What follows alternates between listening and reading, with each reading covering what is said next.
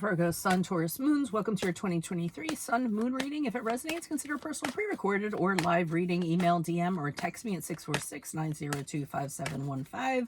When you do this is when you're meant to see it. It does not matter the time of year. And while you're at it, check out your 2022 Sun Moon predictions that are still in my playlist. See if they rang true for you. First portion of this reading, I will go over the traits of your Sun Moon combination, lay out the main cards, take a quick look at your 2023. The second portion of this reading will be the Vimeo link below, where I'll have a deeper interpretation of those cards with clarifiers in addition to a card of advice. So Virgo, Sun, Taurus, Moons, everything in its proper place with this combination. Everything is in its proper place with this combination. You're very organized, very structured, and throw perfection in there to boot. In fact, you will work your fingers to the bone to achieve all of these in the highest order. However, people fully appreciate you for your pioneer ways and hands-on efforts. You're an absolute rock in relationships that can be counted upon, and your sense of duty to provide for your loved ones is admirable. While you do like money, you can also be very generous when it is needed. You're very sensual and are loyal and faithful lovers. You steadfastly push through any challenges in your relationship, and it's death till we part for you.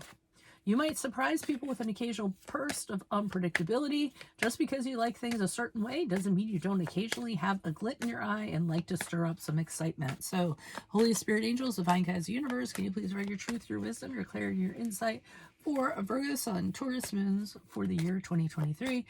What do you see? What do they need to know to reach your higher ground, become closer to the universe and closer to divine? Any messages you have for Virgo, Sun, Taurus, Moons for the year 2023 would be greatly appreciated, and we thank you. What do you see for January, February, March?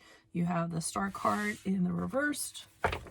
Look me up on Facebook, Instagram, like, share, subscribe, or donate in any of the links below in support of my efforts. That's always appreciated. April, May, June, we have the Three of Wands in the reversed. What do you see for July, August, September? We have the Eight of Swords in the upright. And October, November, December, we have the Tower card in the upright. Is it possible that you're heading for a rough year in 2023? A lot of times you might see it coming, given the energies that has happened in 2022. I'm not going to lie, I'm feeling as though your resolve and your determination is going to be much needed in 2023 to push through its challenges. Now, I will say, and you'll hear me say this over and over again, that adversity and how one handles adversity and comes through the other side of it is what actually defines a person. So I myself, when I encounter adversity, I find it a challenge, and I say the universe is throwing something at me as a test to see how I'm going to handle it. I am going to pass this test. So I want you to keep that in mind. January, February, March, we have the Star card in the reversed. That is the card of Aquarius, and it's also a card of incredible challenges and obstacles being thrown your way. You may start to feel they're insurmountable, maybe one after the other and just too many. You may start to lose hope. You may start to lose faith. You may start to feel sadness, a little bit of depression, because things are just piling up. I get it. I'm going through something like that right now and kind of pushing through it and saying, I know there's something for me on the other side if I kind of get through this. So, and lessons to be learned. So kind of keep that in mind in January, February, and March. April, May, June, it seems as though options are limited to you. I mean, there's a lot of things you want to happen. There's a lot of maybe visions that you have, but you can't seem to be in reach of them. In fact, they seem like they're so distant and far out of reach, it can be a little bit disconcerting or disappointing. So hang tight with in April, May, June in regards to that. You may experience communication problems, so it's really not a good period of time for you to take what people are saying at face value, and to be very careful of your communications that you have with other people.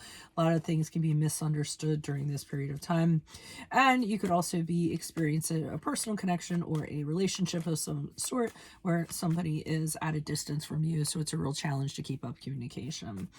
July, August, September, Eight of Swords in the upright shows you feeling restricted, confined, not knowing your way out of your box, so to speak.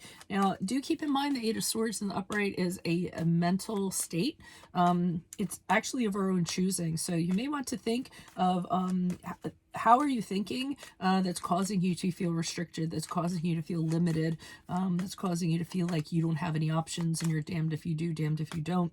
Once you kind of pinpoint what that is, you will be able to free yourself from that constriction and move forward. And October, November, December, we have the Tower card in the upright. This is a shakedown of some sort. So there's going to be a catalyst. It's going to be something that had a weak foundation to begin with. The Tower card, to me, you will hear me say this over and over again so that you can visualize this. To me, it's when you build a sandcastle on the beach and you're starting, one side of it's starting to go, so you're holding up your hand, trying to brace that one side, and then because of that pressure the other side starts to go, so you got two hands and you're like, oh, what am I going to do? And just when you're trying to think about what you're going to do, this wave comes and just takes it all away. So what do you do after that happens? You have no choice but to rebuild that sandcastle. That's basically the concept of the Tower for me.